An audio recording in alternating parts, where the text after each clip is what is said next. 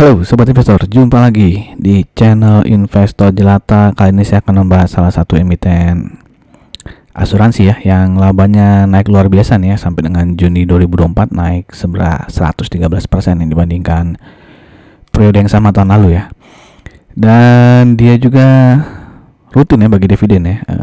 Di tahun ini maksudnya laba 2023 itu dibagikan di tahun ini itu dividen yieldnya juga double digit ya. Nah, apakah dengan kenaikan sedrastis ini juga akan membuat emiten ini berpotensi ya untuk membagikan dividen yield double digit lagi tahun depan ya? Mari kita review ya laporan keuangan kuartal 2-nya.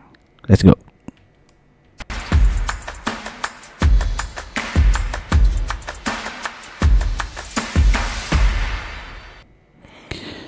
Oke, jadi emiten yang akan dibahas kali ini adalah AMAG ya, AMAG ya, yaitu PT Asuransi Multi Arta Guna ya, kalau nggak salah namanya.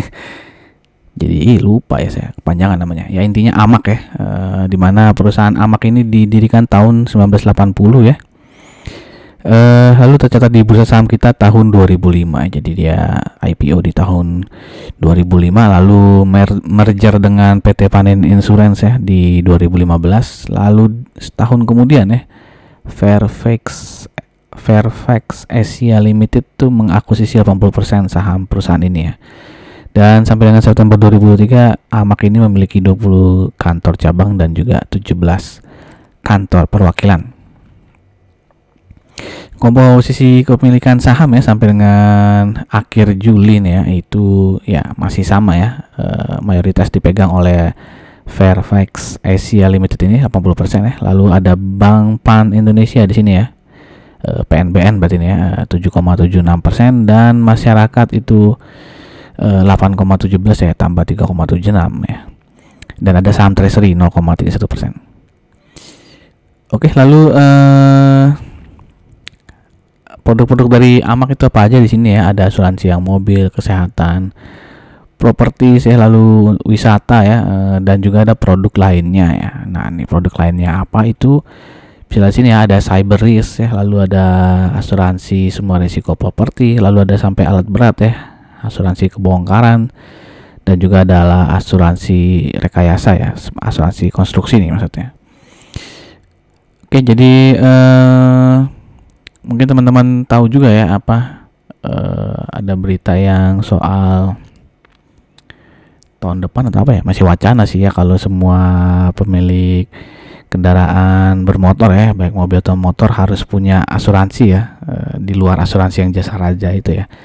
Nah, itu berarti AMAG nih salah satu yang mungkin akan kecipratan untung ya kalau peraturan itu terwujud gitu ya, tapi kan kita belum tahu ya akan terwujud atau enggak ya tahun depan ya peraturan itu. Oke, kita masuk ke laporan keuangan dari AMAG ya. Kita flashback dulu di tahun 2023, ini pendapatannya naik 9,43%, tapi profitnya turun nih ya 12,78% ya, setelah 4 tahun selalu bertumbuh nih profitnya ya. Dari tahun 2019 bahkan dia ketika pandemi masih naik nih ya, 46%. Nah, di tahun 2023 dia menurun ya 12,78%.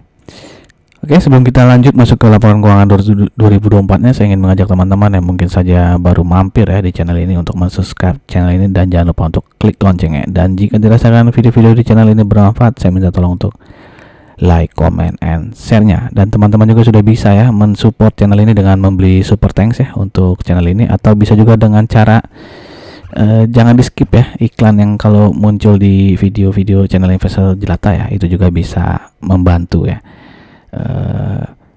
channel ini. Oke, terima kasih. Kita lanjut ya.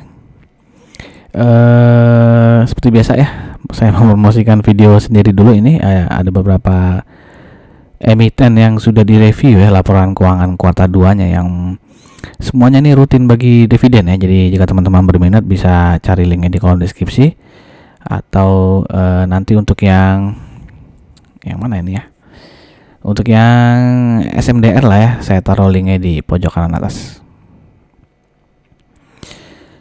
Oke, kita masuk ke 2024 ya, di mana kuartal 1 revenue dari AMAG itu naik 21% dan profitnya naik luar biasa ya, 181% nih.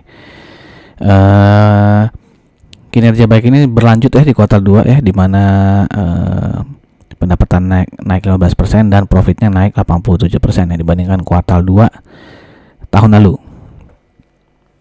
Nah, kalau digabungkan ya dari Januari sampai Juni itu bisa dilihat sini jumlah pendapatan dari AMAK ini naik 26,11% ya, yang di tahun lalu itu sebesar 419 miliar sekarang menjadi 528 miliar ya.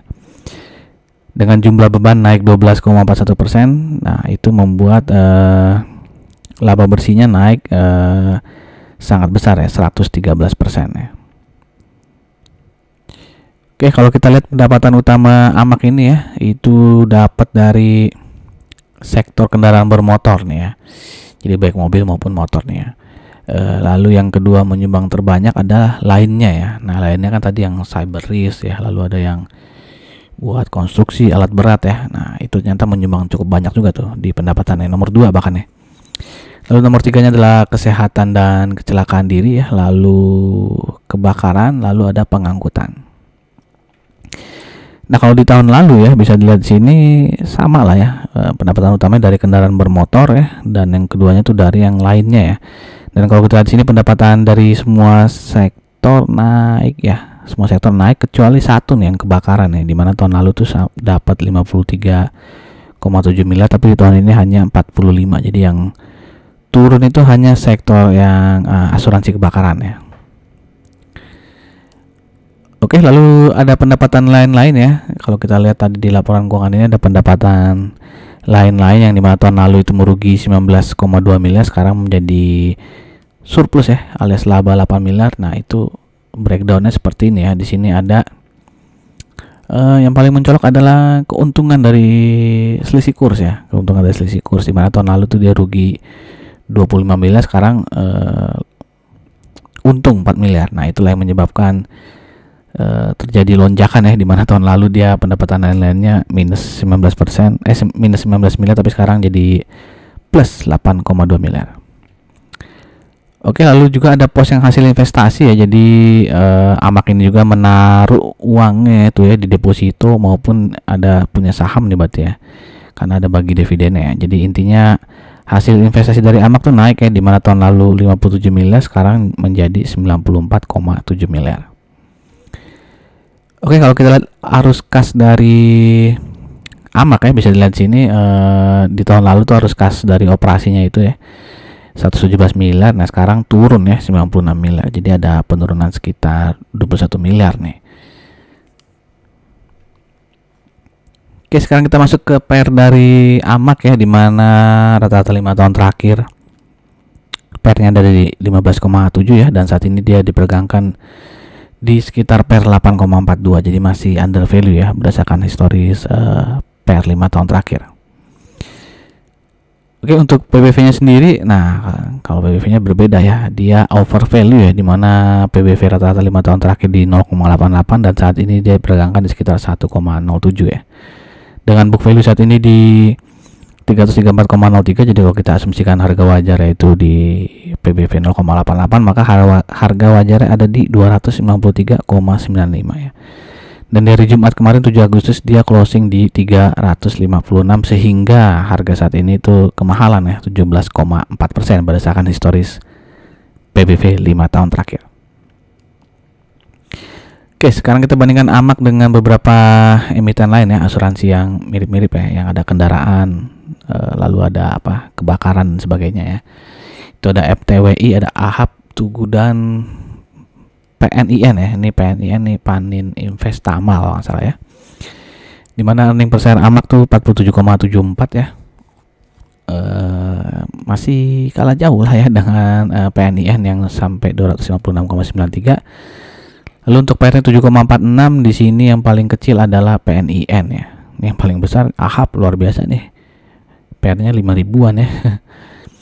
Oke, untuk PBV AMAK nih ya dekat-dekat angka 1 lah ya, masih 1,03, tidak terlalu tinggi ya. Sedangkan di sini lagi-lagi PNIN ya dengan PBV yang paling kecil 0,05. Sedangkan untuk ROE dari AMAK adalah 13,8%, dia yang terbesar kedua ya setelah MTWI ya. Oke, untuk dia di sini Tugu yang paling kecil ya. Oke, tapi yang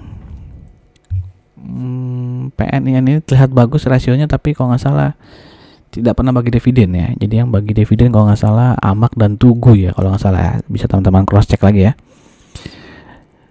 Oke, ini adalah chart weekly dari AMAK ya. Di all time high-nya itu di sekitar 490 mungkin di sini ya, di tahun 2017. Dan saat ini dia lagi uptrend nih kalau bisa kita lihat ya, dengan resisten ada di 350 sudah ditembus nih ya. Tadi ada resisten 350, berarti dia sudah 3 hari ya closing di atas 350, jadi dia cukup bertahan di atas resisten 350 ini. Tapi kalau 350 ini jebol ya nanti ya, siapa tahu dia retest lagi nih ya ke 350. Nah kalau support 350 ini jebol, berarti support selanjutnya ada di 320 ya, dengan support selanjutnya lagi ada di 284.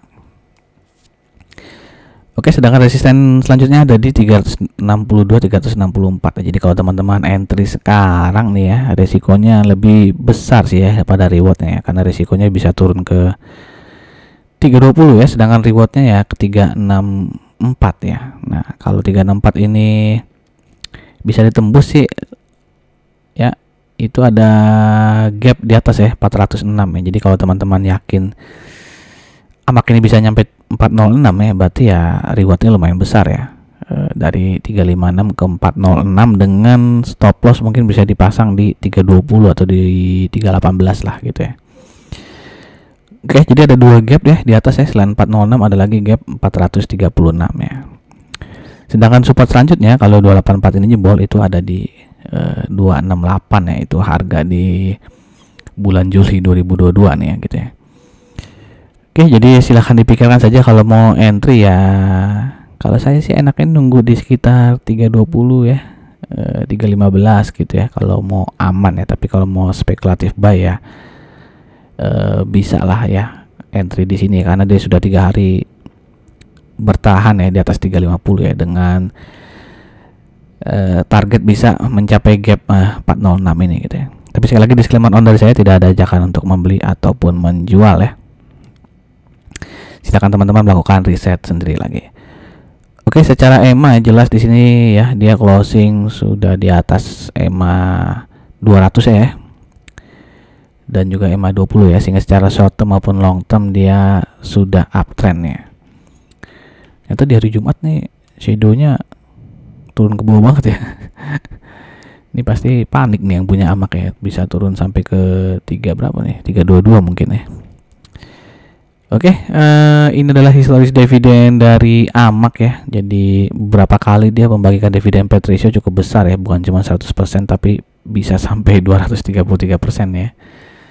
Pas pandemi lah gitu ya, tahun 2020 ya. Oke, ini adalah earning per share kuartal 1 dan kuartal 2 dari AMAK ya, 8,61, di kuartal 2-nya 15,26 rupiah gitu ya. Nah kalau kita lihat historinya ya,